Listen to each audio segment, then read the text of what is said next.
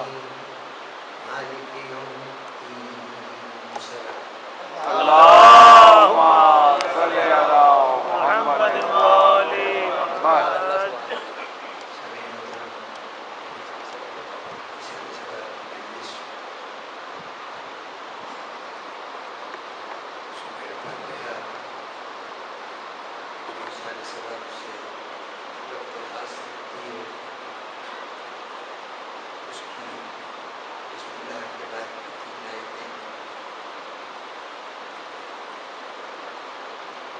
جس کے ایک بیت کی تفسیر ہے، پوری رات گزر جائے، اس کی 3 آیتوں کے اوپر بیان کو محدود و مقصد کرنا یقیناً مشکل کام ہوگا، لیکن صرف ایک پہلو کی طرف توجہ دلانے ہے۔ ان 3 آیتوں میں تمام ہم اس رب کے لیے جو عالمین کا رب ہے، جو رحمان بھی ہے، رحیم بھی ہے، جو یوم الدین کا مالک، یوم حساب کا مالک۔ ان 3 آیتوں میں اللہ کی 3 صفات کا اعلان ہے۔ ان میں سے 2 صفات ایک خصوصیت سے زبان سے متعلق،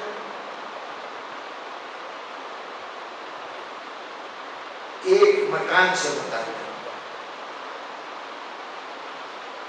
ایک کا حوالہ اسپیس ہے، ایک آیت کا حوالہ ٹائم، اور ایک صفت زمان و مکان دونوں سے ماورا ہے۔ وہ رب ہے عالمین کا، یہ مکان سے رب، اسپیس سے رب۔ جب تک اس مکان میں ہے اس کی ربوبیت کے سائے تلے ہیں، جب تک عالمین میں ہے اس کے چشمے ربوبیت سے فیضیاب ہو رہے ہیں، اور اس کے بعد ایک وقت آئے گا، ایک دن ہوگا جس دن اللہ حساب لے گا۔ یہ وقت، جب وقت کا ذکر ہے، یوم کا ذکر ہے، تو اس کا مطلب ہے یہ اس دن کی کیفیت کی بات ہے۔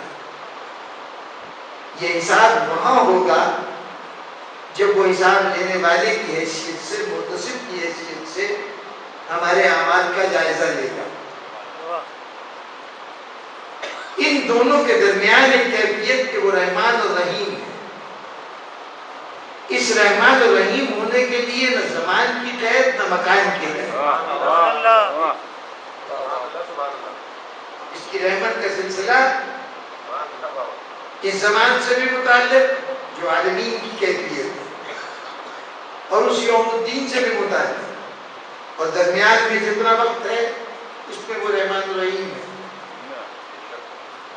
علماء نے یہ دونوں ہم معنی لفظ کے سلسلے میں بہت سی بحثیں کی ہیں۔ ایک ہی معنی کے 2 لفظ رحمان بھی ہے، رحیم بھی ہے، دونوں کے مطلب ایک ہی ہے، رحمتیں کرنے والا۔ لیکن یہ 2 لفظ کیوں؟ بسم اللہ میں بھی 2 لفظ، یہاں بھی 2 لفظ۔ تو بسم اللہ میں جب یہ 2 لفظ ہیں اس کی علت تو اور ہے، لیکن یہاں جو 2 لفظ ہیں اس کے لیے خصوصی وجہ ہے یہاں رکھے جانے کی۔ رحمان رحمت کرتا ہے، رحیم بھی رحمت کرتا ہے۔ فرق کیا ہے؟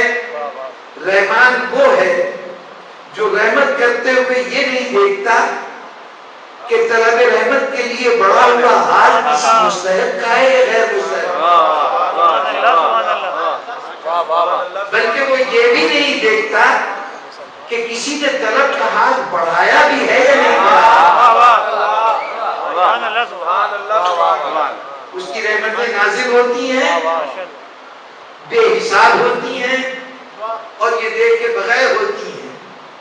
لینے والا کون ہے؟ لیکن رحیم یہ بھی رحمت کرتا ہے، لیکن رحمت کرنے سے پہلے یہ ضرور پوچھتا ہے. دیکھیے اگر صرف وہی رحمت ہوتی رہتی کہ نہ کسی کے اعمال دیکھے جاتے، نہ کسی کا طرز عمل دیکھا جاتا، نہ کسی کی فرما برداری اور نافرمانی دیکھی جاتی، تو پھر اس اللہ کی عدالت پہ بھروسہ کرنے والی یہ مخلوق کہاں جاتی؟ تقاضۂ عدالت تھا کہ اگر کسی وقت اس نے بے حساب دیا تھا تو کبھی حساب لے کر بھی بھیجے.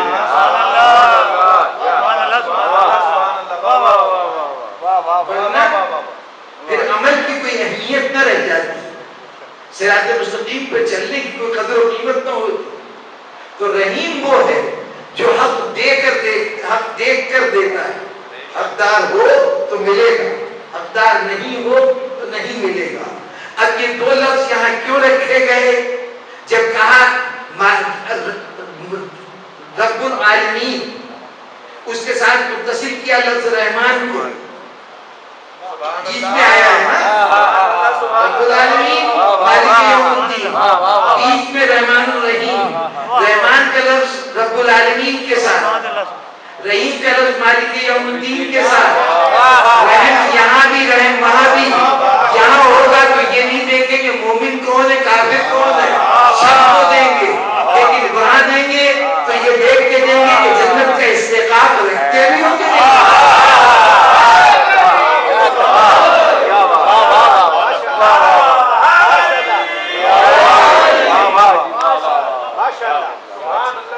لیکن یہ طے کہ اس کی رحمت مسلسل. لیکن جس بات کی طرف توجہ دلانا ہے وہ بات یہ کہ اس نے اپنے نظام کو دو حصوں میں تقسیم کر دیا. ایک نظام رحمانیت ہے، ایک نظام رحیمیت ہے. رحمانیت کا تعلق ہے اس عالمین سے، اس دنیا آبگل سے، اور رحیم کا تعلق ہے اس دن سے جب میدان حشر میں حساب کے لیے جمع ہوں گے. یہاں نظام رحمانیت کہ یہ دیکھے بغیر تقسیم کہ کون حقدار ہے اور کون نہیں. صحت دیتا ہے تو کسی کا ایمان دیکھ کر نہیں دیتا. اولاد کی نعمت عطا کرتا ہے تو مومن و کافر دیکھ کر تقسیم نہیں کرتا. مال و دولت کی نعمت دیتا ہے تو وہاں بھی اپنا پرایا دیکھ کر تقسیم نہیں کرتا. جتنی نعمتیں ہیں دیتے ہوئے وہ صرف یہ دیکھتا ہے کہ میری مخلوق ہے اور ظاہر ہے کہ کائنات اس کی مخلوق ہے، اس لیے سب کو دیتا ہے اور بے حساب دیتا ہے. اگر موسیٰ کے لیے فرعون کے گھر کو پناہ گاہ بناتا ہے تو فرعون پہ بھی رحمتوں میں کمی نہیں ہے. یقیناً بخشش ہر ایک کے لیے عام ہے. یہاں اس طرح سے دیتا رہا. یہ نظام رحمانیت ہے. اور وہ نظام رحیمی ہے کہ جہاں یہ پوچھے گا کہ ہاں آ تو گئے ہو اس دنیا سے، کیا کر کے آئے تھے، عمل کیا تھے، طرز عمل کیا تھا، کسی کا ہم غصب تو نہیں کیا تھا، کسی کے ساتھ ناانصافی تو نہیں کی تھی، کبھی ہمارا تصور بھی تمہارے ذہن میں آیا تھا، ہمیں یاد کیا تھا. ایک ایک چیز کا حساب اور اس کے بعد عطا. تو گویا اللہ نے جو نظام بنایا اس میں دنیا میں تقسیم عام بلا امتیاز. یہاں مومن کافر میں کوئی فرق نہیں اس کی عطا کے حوالے سے. اور وہاں یقیناً اس چیز کو دیکھا جائے گا تم کیا تھے کیا کیا. گویا ان دونوں نظام کا تقاضا یہ ہے کہ اس دنیا کی تقسیم عقیدے اور عمل کو دیکھ کر نہ ہو. اس دنیا کی تقسیم کے انصاف کا تقاضا یہ ہے کہ کسی کا عقیدہ کسی کا نظریہ تقسیم کے راستے کی رکاوٹ نہ بنے. اور اس دنیا کے نظام کا تقاضا یہ ہے کہ کسی بے عمل کے اوپر رحمتوں کی بارش نہ ہو. کسی خطا کار کو وہاں بلا وجہ معاف نہ کر دیا جائے. وہاں ہوگا تو حساب ہوگا. اب اگر کوئی اس نظام کو پلٹ دے، اگر اس نظام کو پلٹ دے کہ اس دنیا دنیا میں بے حساب، اس دنیا میں حساب کرنے لگے کہ تمہارا عقیدہ کیا ہے، تمہارا مسلک کیا ہے، تم اگر مسلمان ہو تو زندہ رہنے کا حق رکھتے ہو، اگر تم کافر ہو تو تمہیں زندگی کا حق نہیں، اگر تم ایک خاص مسلک سے تعلق رکھتے ہو تو بخشش و عطا کے حقدار ہو، اگر مسلک سے تعلق رکھتے ہو تو تمام حقوق سے محروم ہو جاؤ گے۔ تو اس کا مطلب یہ ہے کہ وہ جو نظام رحیمیت ہے اس کو اس دنیا میں نافذ کرنے کی کوشش کی جا رہی ہے، وہ نظام جس کو خدا نے اپنے لیے اس دنیا میں جائز نہیں سمجھا، تم جائز سمجھتے ہو۔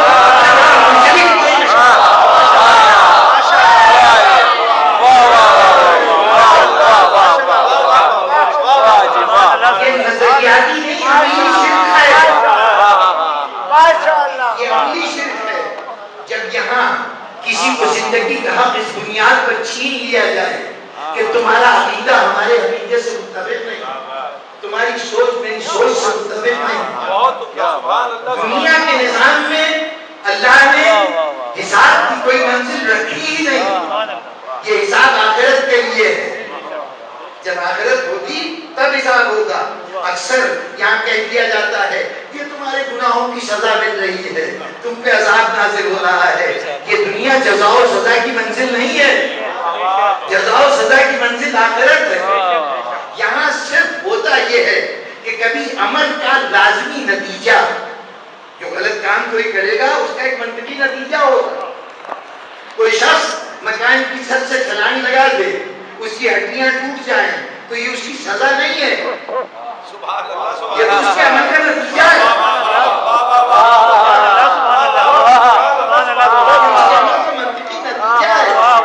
جزا و سزا ممکن ہے کہ اس صورت میں ہو، اس دنیا کے حوالے سے بات ہو رہی ہے کہ اس کو گرفتار کیا جائے کہ تم نے یہ جو چھلانگ ماری یہ ارادتاً چھلانگ ماری تھی، تو کیوں اپنے آپ کو خطرے میں ڈالا؟ معلوم یہ خودکشی کر رہا تھا، کہا اچھا پھر یہ ہے کہ اس کو 6 مہینے کی قید کر دو۔ جو بھی سزا رکھی گئی ہے، لیکن یہ سزا عجیب سزا ہے، جرم ہو جاتا تو سزا نہ ملتی۔ اقدام خودکشی کر رہا تھا نا، اگر خودکشی کر لیتا تو کیا سزا دیتے؟ سزا اس بات کی دے رہے ہیں کہ تم خودکشی میں ناکام کیوں ہو گئے۔ یہ ہے اس دنیا کے نظام انصاف، اور اسی لیے ایک آخرت کی ضرورت ہے کہ یہاں ہم دیکھتے ہیں کہ بہت سے جرم ہیں کہ ان کا ارتکاب کر لیا جائے تو انسان اپنے تمام نظام انصاف کے باوجود بے بس ہو جاتا ہے کہ وہ مجرم کو جرم کی سزا نہیں دے سکتا۔ تو کوئی تو ایسا میدان ہو، کوئی تو ایسی عدالت ہو جہاں اس ملزم کو جرم کے ارتکاب کے بعد بھی پیش کیا جا سکے۔ تم خودکشی نہ کرنے پہ اقدام خودکشی کی سزا دے سکتے ہو، خودکشی کرنے والے کو سزا نہیں دے سکتے۔ کوئی تو عدالت ہو جو خودکشی کرنے والے سے بھی پوچھ سکے کہ ہماری دی ہوئی نعمت کو کیوں ٹھکرا دیا تھا، ہماری بخشی ہوئی زندگی کو تم نے کیوں خاک میں ملا دیا تھا۔ یہ ضرورت ہے یوم الدین کی۔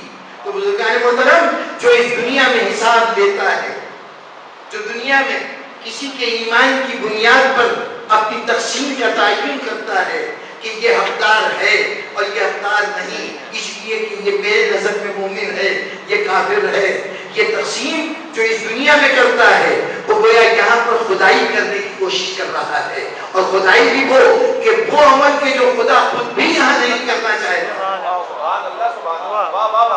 حساب یوم الدین کے لیے رکھیے، یہ دنیا حساب نہیں ہے۔ اور اب جب صورتحال یہ ہو تو اب شہر کے مسلمان کی ضرورت ہے کہ وہ غور کرے کہ آخر وہ کس فضا میں سانس لے رہا ہے۔ آج یہ نفرتوں کی سے فضا، یہ عصبیتوں کی فضا، یہاں ایک دوسرے کے عقیدے کی بنیاد پر ایک دوسرے سے لا تعلقی کی، ایک دوسرے کو مٹا دینے کی فضا، یہ فضا کہ جس کے اندر امن و سکون رخصت ہو جائے، وہ فضا جس کے اندر محبت اور ذاتی روابط مفقود ہو جائیں۔ آخر یہی سرزمین تھی، یہیں پر یہ تمام مسلکوں والے اسی طرح سے رہتے تھے۔ آج کسی کا عقیدہ اس کے لیے زندگی کا خطرہ کیوں بن جائے؟ سبحان اللہ، سبحان اللہ۔ کبھی تو غور کرو مسلمانوں کہ یہ کلچر تمہارے یہاں کہاں سے آیا؟ یہ نفرتوں کا کلچر، یہ آپس میں دشمنیوں کا کلچر، یہ ایک دوسرے کی خون بہانے کا کلچر. اور اگر اس کلچر کو تم نے گلے لگا لیا تو سوچ لو کہ جن معاشروں نے یہ کیفیت اختیار کی ہے، جن معاشروں نے یہ کیفیت اختیار کی ہے آج کے ترقی یافتہ دور میں، یا وہ زمانہ جاہلیت کے دن گزار رہے ہیں یا منافقت کے دن گزار رہے ہیں.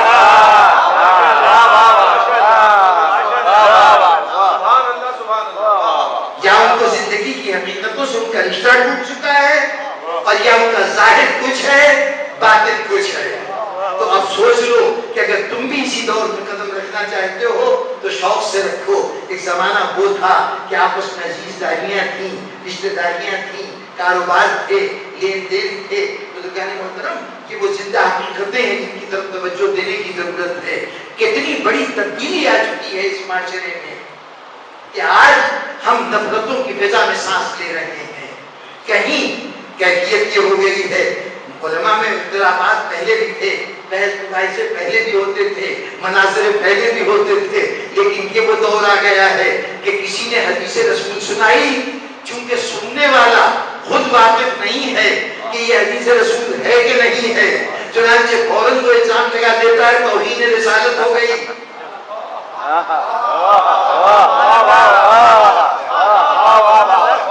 رسول سنا توہین رسالت ہو گئی. اپنی کتابوں کی بیان کرتا حدیث کو سامنے رکھا گیا، انہوں نے کہا توہین صحابہ ہو گئی. جناب والا اگر یہ نقل روایت کرنے والا توہین کا مرتکب ہو رہا ہے تو پہلے ان کتابوں پہ تو پابندیاں لگاؤ جن میں یہ ساری روایتیں موجود ہیں.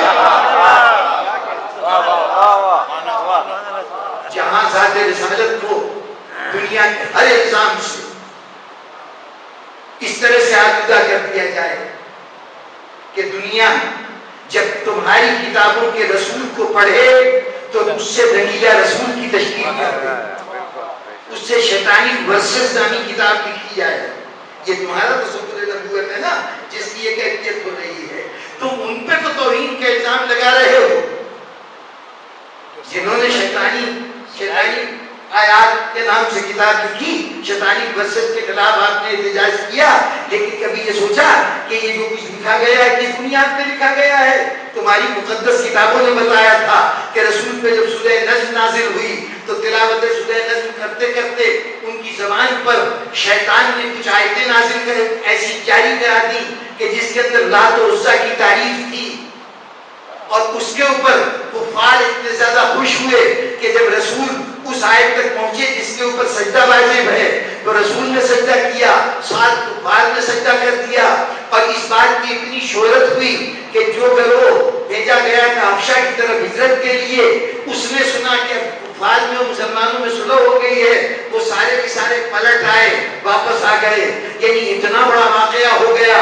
اللہ دیکھتا رہا کہ جس نبی کو بنا کے بھیجا ہے، جس کے لیے اسی آیت میں کہہ رہا ہے کہ یہ کلام نہیں کرتا، جب اسی سورے میں کہہ رہا ہے کہ کلام نہیں کرتا جب تک وحی نہ ہو، اس کی زبان پر نعوذ باللہ شیطان نے قبضہ کر لیا، اس پہ اپنی آیتوں کا اجرا کر دیا، اور وہ اللہ دیکھتا رہا.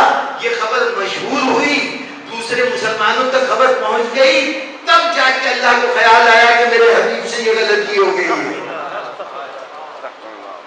تو جناب والا اگر توہین رسالت کا اجرا کرنا ہے تو اس کے اوپر جاری کرو. یہ جو کتابوں نے یہ داستانیں لکھی ہیں، لیکن بزرگان محترم وہ دور تھا کہ جب سچائیاں پیش کی جاتی تھیں تو لوگ سچائیوں کو قبول کرتے تھے، اس کی تعمیریں کرتے تھے، اس کے اندر نکات پیدا کرتے تھے، وضاحت کرتے تھے کہ یہ بات کہی گئی، اس کے پیچھے یہ سبب تھا، یہ مقصد تھا. حقیقتوں سے انکار نہیں ہوا کرتا تھا. اب زمانے جاہلیت کی وہ بدترین صورت ہے کہ جہاں حقائق سے بھی انکار کیا جاتا ہے اور اسی کو حق سمجھا جاتا ہے.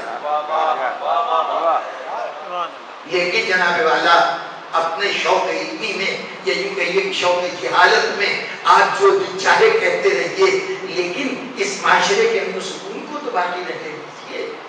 یہاں پر انسانوں کو زندہ رہنے کا حق تو دیجیے. یہ کیفیت کیا ہے کہ ہر طرف خون بہ رہا ہے، ہر طرف بے اطمینانی ہے، ہر طرف انتشار ہے. میں دنیا اس لوٹ کھسوٹ کی بات کرتی ہے جو ارباب اقتدار کر رہے ہیں، لیکن دنیا اس صورتحال سے چشمپوشی کر رہی ہے جہاں بے گناہوں کا لہو بہایا جاتا ہے۔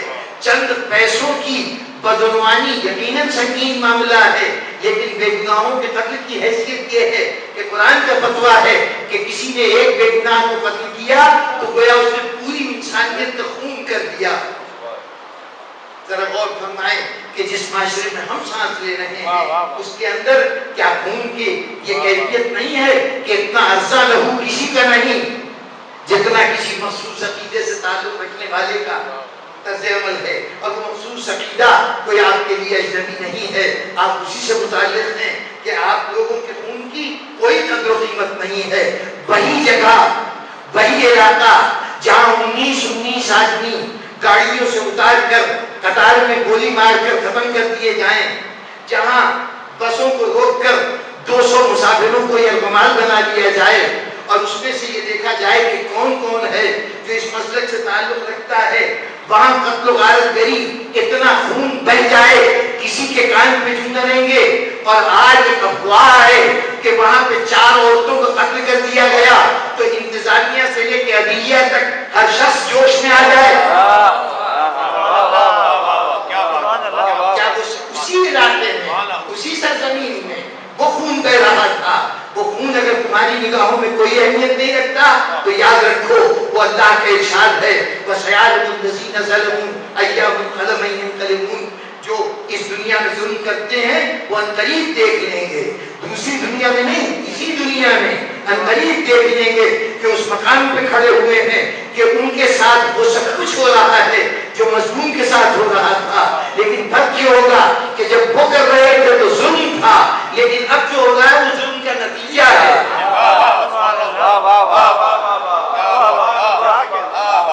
ابھی تو مسلمانوں تمہاری گردن پر وہ عظیم خون ہے کہ جس کا نام خون حسین ہے، ابھی اس کا حساب تو دے لو۔ 1400 سال گزر گئے، آج جب کائنات کے اس دنیا کے معاشرے میں جب تم اپنی قدر و قیمت کو خاک ہوتے ہوئے دیکھتے ہو تو شکایت کرتے ہو کہ دنیا والے بڑے ظالم ہیں، بڑے ناانصاف ہیں، ان کو ہمارے اوپر ہونے والے مصائب و آلات کا احساس نہیں ہے، ہمارے ساتھ انہوں نے دوہرے قوانین بنا رکھے ہیں، اپنے لیے اور نظام ہے، ہمارے لیے اور نظام ہے، اپنے لیے اور اصول ہیں، ہمارے لیے اور اصول ہیں۔ یہ ساری باتیں کرنے والوں کبھی اپنے ماضی پہ نظر دوڑاؤ کہ تم سے کوئی ایسی خطا تو نہیں ہوئی کہ جس کی سزا تمہیں قیامت تک بھگتنی ہو۔ وہ کون سا جرم تھا کہ جس کی سزا قیامت تک بھگتنی ہے؟ دیکھو تم مسلمان نہ ہوتے، کافر ہوتے اور خاندان رسالت کے ساتھ وہ سلوک کرتے جو تم نے کیا ہے تو ایسی صورت میں بھی زمانہ تمہیں معاف نہ کرتا، خدا تمہیں معاف نہ کرتا کہ وہ ظلم ہوتا۔ لیکن تم کلمہ بھی رسول کا پڑھو اور خاندان رسالت کے ساتھ وہ سارے مظالم کرو جو تم نے تاریخ کے اندر کیے ہیں، پھر چاہتے ہو کہ دنیا میں تم سربلند ہو کے زندہ رہو۔ نظام خدا اتنا کمزور نہیں ہے، وہ تمہیں باقی نہیں رہنے دے گا، یقیناً مسائل کا تمہیں بھی سامنا کرنا پڑے گا۔ اس کی رحمت کا، اس کی رحمت کی فراوانی کا یہ حال ہے کہ وہ دنیا میں اپنے اس نتیجے تک پہنچانے کے لیے جو تمہارے عمل کا منطقی نتیجہ ہے کچھ تمہیں مہلت دے دے، اس مہلت کو اپنے لیے اللہ کا فیصلہ نہ سمجھنا۔ وہ اللہ کا فیصلہ نہیں ہے، وہ مہلت ہے۔ یہ پوری زندگی انسان کی در حقیقت مہلت ہے۔ کوئی جرم کرنے کے بعد جتنا وقت بھی گزر جائے یہ سمجھ لیجئے کہ یہ نہیں کہ وہ ظلم مٹ گیا، وہ غلط کام مٹ گیا، نہیں، وہ اپنا نتیجہ ظاہر کرے گا، بس جتنا وقفہ ہے وہ مہلت کا وقفہ ہے۔ جہاں حکم قرآنی یہ ہو کہ وَمَن يَعْمَلْ مِثْقَالَ ذَرَّةٍ خَيْرٍ يَرَهُ وَمَن يَعْمَلْ مِثْقَالَ ذَرَّةٍ شَرًّا يَرَهُ، جو تم مثقال برابر بھی اگر کوئی خیر کرو گے تو ہم تمہیں اسے دکھا دیں گے، دکھا دیں گے۔ یہ اس دنیا کی بات ہو رہی ہے، وہاں تو اس کا صلہ دیں گے، آخرت میں اس کا صلہ دیں گے۔ جو تم ذرہ برابر برائی کرو گے اس کی سزا دیں گے۔ یہاں سزا کی جزا کی بات نہیں ہو رہی، وَمَن يَرَى، ہم تمہیں دکھا دیں گے۔ روئے کے اعلان میں سنا ہے نا، اسی سے لفظ یرا کا نکلا ہے کہ وہ میں یامن مثقال ذرۃ خیر یرا، جو تم ذرہ برابر بھی خیر کرو گے تو تمہارے سامنے آئے گا، چاہے تمہیں احساس ہو یا نہ ہو، لیکن کیا ہوا خیر ضرور سامنے آئے گا۔ اور جو کی ہوئی برائی ہے تو کیا سمجھتے ہو گزر گئی؟ نہیں، وہ بھی سامنے آئے گی۔ یہ اور بات ہے کہ اس کا نظام امتحان ایسا ہے کہ وہ کمرہ امتحان میں مہلت پہ مہلت دیتا جاتا ہے، ابھی نتیجے سنانے کا وقت نہیں ہے۔ یہاں تمہارے لیے اس مہلت کو غنیمت مانو، اور اس مہلت کا فائدہ کیا ہے کہ بس اتنا کر سکو کہ وقت اس دنیا سے جانے سے پہلے جو چند لمحات ملے اس میں کتنی کوشش کر لو کہ ٹھیک ہے بہت سے جرائم ایسے ہیں کہ اب ان کا خمیازہ بھگتنے کے بعد بھی اس کا سزا سے بچ نہیں سکتے، لیکن ایک صورت ہے کہ تمہارا جرم معاف ہو جائے، ایک خطا ہے کہ تمہارے لیے معافی کا انتظام ہو جائے، اور وہ کیا ہے؟ میری بارگاہ میں آؤ، اس جذبے کے ساتھ آؤ کہ اب تک جو ہوا سو ہوا، لیکن پروردگارا آئندہ کے لیے ہم یہ عہد کرتے ہیں کہ اب اس کا ارتکاب نہیں ہوگا۔ اپنے کیے ہوئے کا اعتراف کرو، نہ کرنے کا عہد کرو، اس کو کہتے ہیں توبہ۔ توبہ وہ مرحلہ ہے کہ جو تمہیں اس مشکل سے نکال سکے اور کیے ہوئے کا کوئی انجام ظاہر ہو سکے، یعنی اس انجام سے بچ سکو جو تمہارے عمل کا لازمی نتیجہ ہے۔ یاد رکھیے توبہ کی قبولیت کا یہ مطلب نہیں ہے، توبہ کی قبولیت کا یہ مطلب نہیں ہے کہ جو کچھ کیا تھا بس اب اس کی آخرت میں سزا نہیں ملے گی۔ توبہ کی قبولیت کا مطلب یہ ہے کہ تم نے ایک راستے پہ قدم رکھ دیا تھا، اس راستے کی منزل ہم نے متعین کر دی تھی، اگر توبہ قبول ہو گئی ہے تو ہم تمہیں اس منزل سے بچا لیں گے۔ بس یہیں سے بات واضح کر کے گفتگو ختم کروں کہ توبہ کی منزل، توبہ کیا ہے؟ زندگی دیکھیے اس نے کہا کہ تو عز و منتشا و تذل و منتشا، ہم عزت دیتے ہیں، ہم ذلت دیتے ہیں۔ اس کا مطلب یہ نہیں کہ جس کو چاہتے ہیں مٹھی بھر کی عزت دے دیتے ہیں، جس کو چاہتے ہیں ذلت دے دیتے ہیں، نہیں، ہم نے نظام بنا دیا ہے۔ اگر عزت کے راستے پہ قدم رکھو گے تو دنیا کی کوئی طاقت تمہیں عزت سے محروم نہیں رکھ سکتی، اگر ذلت کی راہ پہ قدم رکھ دیا تو دنیا کی ساری نعمتیں مل کے بھی تمہیں ذلت سے بچا نہیں سکیں گی۔ اگر عزت کی راہ کے اوپر قدم ہے تو چاہے سب کچھ لٹ جائے حسین علیہ السلام رہے گا، اور اگر یزید ذلت کی راہ پہ ہے تو ساری دنیا اس کے قدموں میں ڈھیر ہو لیکن اس کا نام داخل دشنام ہوگا۔ اس سے تم باہر نہیں نکل سکتے، لیکن یعنی گویا تمہارا اختیار جو ہے کہ اس کائنات میں ہم نے تمہیں اختیار دیا ہے وہ صرف راستے کے انتخاب کا اختیار ہے، راستے پہ قدم رکھنے کا اختیار ہے۔ جس راستے پہ قدم رکھو گے منزل متعین کرنا ہمارا کام، یہ راہ کہاں جاتی ہے اس کا فیصلہ ہم کرتے ہیں۔ اب تم پابند ہو کہ جس راستے پہ قدم رکھ دیا ہے اسی منزل پہ پہنچو جو ہم نے پہلے سے متعین کی ہے۔ تم کچھ کرو منزل کو بدل نہیں سکتے، لیکن ہاں ایک صورت ہے منزل بدل جاتی ہے اور اس صورت کا نام ہے توبہ۔ ایک مرتبہ توبہ کرو منزل بدل جائے گی۔ یقین نہیں آتا، یقین نہیں آتا تو دیکھو کہ گستاخ ہے، کہ خطا کار ہے جس نے اپنے سے بڑے خطا کار کی اطاعت کرتے ہوئے زمانے میں موجود اللہ کے نمائندے کے چلتے ہوئے گھوڑے کی بات پہ ہاتھ ڈالنے کی گستاخی کی تھی۔ اس مقام پر پہنچ کر اب اس کی ہلاکت عظیم میں کوئی فرق رہ گیا؟ اب تباہی و بربادی میں کوئی فرق رہ گیا؟ اب جتنے قدم بڑھ رہے ہیں جہنم قریب سے قریب تر ہوتی جا رہی ہے۔ دنیا کی کوئی طاقت جہنم سے بچا نہیں سکتی تھی، لیکن ایک رات میں نہ معلوم کیا ہوا۔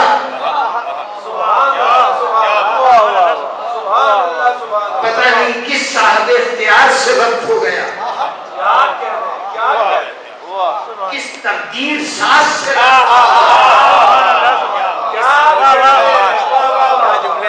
کس مقدر بنانے والے کے قبضہ قدرت میں اپنی قسمت کو دے دیا کہ اس نے ایک لمحے میں یہ لمحے کی بات تھی. اس لمحے کے انتخاب میں چاہے جتنا وقت لگے لیکن بات ایک لمحے کی تھی. یوں تو پوری رات گزری تھی کروٹیں بدلتے ہوئے, جاگتے ہوئے, بے چینی کی حالت میں. سرزمین کوفہ کے ایک اور جلیل سردار نے پوچھا تھا, آگے کہا تھا, اور اگر مجھ سے کل تک کوئی پوچھتا کہ سرزمین کوفہ کا جلیل ترین شخص کون ہے, بہادر ترین شخص کون ہے, تو میں تیرا نام لیتا. لیکن آج میں یہ کیا کیفیت دیکھ رہا ہوں, ایک چھوٹے سے گروہ سے تصادم ہے اور تیری یہ حالت ہے. ساری رات بے چینی کی اضطراب, کبھی خیمے میں, کبھی خیمے سے باہر جاتا ہے, میدان تک جاتا ہے, پھر آ کے خیمے میں کروٹ بدلتا ہے. کیا بات ہے؟ تو سمجھتا ہے یہ بزدلی کا نتیجہ ہے, خوف کا نتیجہ ہے.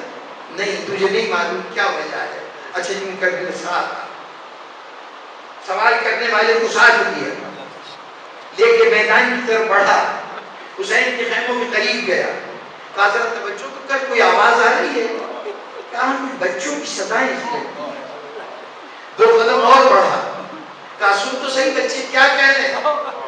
بچوں کی زبان پہ تھا العطش, ہائے پیاس, ہائے پیاس. سنا تم نے یہ کس کی آواز ہے, یہ کیا آواز ہے. کہاں پیاسے بچے پانی کا تقاضا کر رہے ہیں. کہا یہ کون ہے بچے؟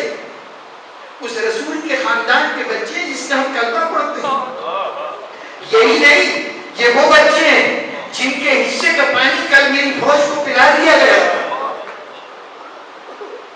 تو پھر اب کیا سوچتا ہے؟ کہا میرے لیے یہ صورتحال برداشت کرنا بہت مشکل ہے. نادر ہوں لیکن کیا کروں, اتنا بڑا مجرم ہوں. مجھے کیسے ملے گی اجازت, کیسے ملے گا یہ موقع کہ بارگاہ اسلامی میں قبولیت ملے. کہا جانتا نہیں رحمت للعالمین کا نمائندہ ہے, ذرا جا کے تو دیکھ. بس یہ سننا تھا, سمجھیے وہ لمحہ آ گیا. کشمکش میں اس دور سے گزر کر توبہ کا وہ مرحلہ آ گیا. ادھر کا رخ صرف پھیرا ہے حسین کے خیموں کی طرف, صرف رخ پھیرا ہے. حسین بعد میں ملیں گے, بندے ہوئے ہاتھ بعد میں کھولے جائیں گے, جنت کی بشارت بعد میں ملے گی. لیکن ادھر رخ پھیرا ہے اور ادھر حسین نے نماز کو ختم کرتے ہی کہا علی اکبر اور عباس جاؤ, میرا مہمان آ رہا ہے. ان کا بھیجا جانا اس بات کی دلیل تھی کہ صرف رخ تبدیل ہوا, قبولیت دعا کی سند آ گئی. راستہ وہ تھا کہ یقینی جہنم تھی, لیکن پہنچا وہاں کہ جہاں باقی قافلہ بعد میں آیا, جنت میں پہنچنے کا بھی حرام الدستہ بن گیا ہو. کیا کہتے حضور کیا محترم, بڑا مرتبہ تھا. بس اب اس سے زیادہ زحمت تیری منسوخ نہیں ہے. بہت مرتبہ تھا حر کا. بارگاہ امامت سے معافی کی سند تو اسی وقت مل گئی نا جب فرزند حسین استقبال کے لیے آیا. علمدار حسینی آگے بڑھ کے استقبال کرے. حر چاہتا ہے کہ ان شہزادوں کے قدموں کو چھو لے, لیکن انہوں نے فوراً اٹھا لیا. وہ ہمارے آقا نے کہا ہے ہمارا مہمان ہے, ہم تیری کسی اعتبار سے بھی توہین برداشت نہیں کر سکتے. یہ توہین نہیں, اس کی تو سرفرازی تھی کہ اس کے قدم عباس کے, اس کے ماتھا عباس کے قدموں پہ آ جاتا. لیکن نہیں, اٹھایا, سینے سے لگایا, لے کے آئے, بارگاہ حسینی میں پہنچے. حسین نے اسی طرح کلیجے سے لگایا جیسے عباس علی اکبر سینے سے لگا کے لائے تھے. پورے اہتمام سے استقبال کیا. اے کاش, میں کہوں گا حر تو نازا ہے نا اپنی اس شان پر, اپنے اس مرتبے پر. کاش تیرا تصور داخل ہو سکتا خیموں کے اندر, لیکن ابھی خیموں کا احترام باقی ہے. ابھی عالم تصور میں بھی کوئی خیموں کے اندر کا گمان نہیں کر سکتا. آج اگر آپ چشم تصور سے دیکھنا چاہیں تو ایک منظر نظر آئے گا. کیا کہ زینب کھڑی ہوئی ہے اور آواز دے رہی ہے کہ بچوں ذرا میرے قریب آؤ. محمد ابن عباس ذرا میرے قریب آؤ. محمد باقر میرے قریب آؤ. سکینہ میرے قریب آؤ. ایک کے بچے کو آواز دے دے کے بلایا. سارے بچے جمع ہو گئے. زینب نے کہا بچوں مجھے معلوم ہے بہت پیاسے ہو, آج تیسرا دن ہے، ایک قطرہ تمہارے منہ تک نہیں پہنچا، پیاس سے بہت بے حال ہو بچوں، لیکن تمہیں اپنے حق کا واسطہ دیتی ہوں، اگر میرا کوئی حق ہے نا تم پہ، اس کا واسطہ دیتی ہوں۔ بچوں سنو، جب تک یہ مہمان دروازے پہ ہے نا، کوئی بچہ پانی کی آواز مجھے رکھتا ہے، کہیں یہ مہمان شرمندہ نہ ہو جائے، شرمندہ نہ ہو جائے۔ بزرگان محترم، یہ زینب کی طرف سے استقبال ابن یزید ریاحی تھا۔ یقیناً یہ بہت بڑا اعزاز تھا ان کا کہ خاص طور پر مہمان کی حیثیت سے استقبال ہو رہا ہو، لیکن ایک منظر اور اسی پہ کلام کا خاتمہ یہی ہو۔ کچھ دیر کے لیے ایک وقت آیا کہ اس نے اپنے جوان بیٹے کو میدان میں بھیجا تھا جہاد کے لیے، جوان بیٹا میدان میں گرا، وہ تیزی سے بیٹے کی لاش کی طرف بڑھا، پہنچا تو کیا دیکھا، ایک بزرگ ہے لاش کے سر کو اٹھائے ہوئے اپنے زانوں پہ رکھے ہوئے، چونک کے پوچھا آپ کون ہیں جو میرے بچے کو اٹھائے ہیں؟ حسین نے سر اٹھایا، اور میں بھی وہی حسین ہوں جس کی بارگاہ میں تو حاضر ہوا تھا، مولا آپ مجھ سے پہلے پہنچ گئے، کہا کیسے نہ پہنچتا، اور کیسے نہ پہنچتا، جوان بیٹے کی لاش تھی، جوان بیٹے کی لاش تھی، بوڑھے باپ کو کیا پناہ نہیں دیتا لاش تک۔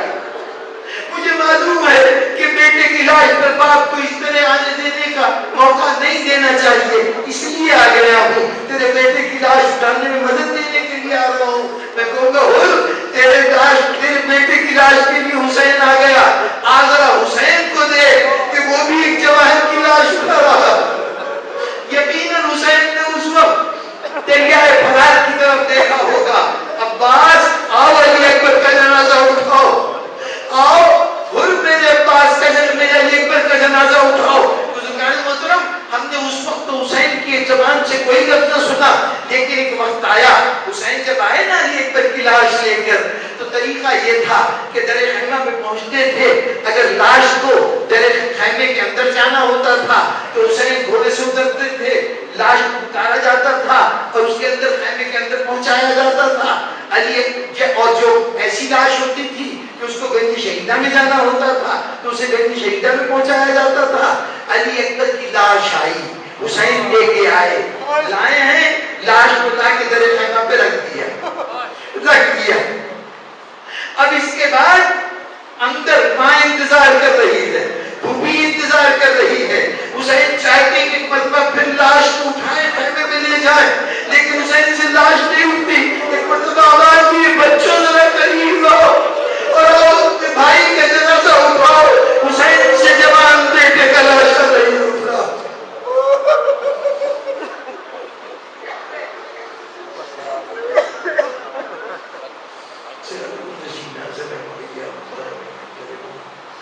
رب العالمین ہمارے تذکر و قبول فرما، ہمارے گناہان کبیرہ صغیرہ کو معاف فرما۔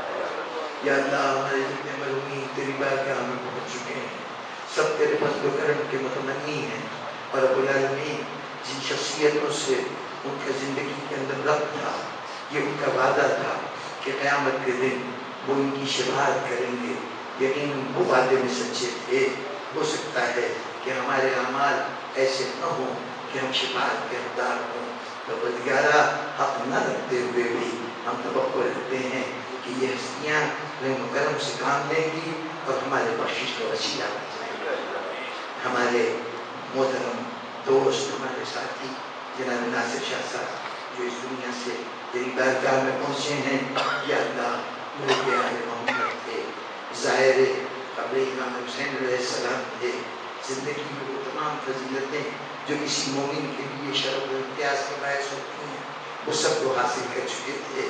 معاشرے میں بے ضرر انسان، محبتوں کو تقسیم کرنے والے، خلوص کا مظاہرہ کرنے والے، یا اللہ وہ رحمت للعالمین کی اس نظام رحمت کے علمبردار تھے کہ جہاں اپنے پرائے ہر ایک سے محبت کا مظاہرہ ہوتا ہے، قیامت کے دن اسے امت محمدی میں سرفراز مقام رب العالمین ان کو شفاعت اہل بیت عطا فرما، خاتون جنت کا رحم و عنایت سے مالا مال فرما، علی بن ابی طالب کے ہاتھ میں بلند لواء الحمد کا سایہ عطا فرما، اور حوض کوثر پر ان کو جامع کوثر سے سیرا کی نعمت عطا فرمائے. اللہم تقبل منا انکا انت السمیع العلیم. ایک سورہ فاتحہ اور ایک سورہ اخلاص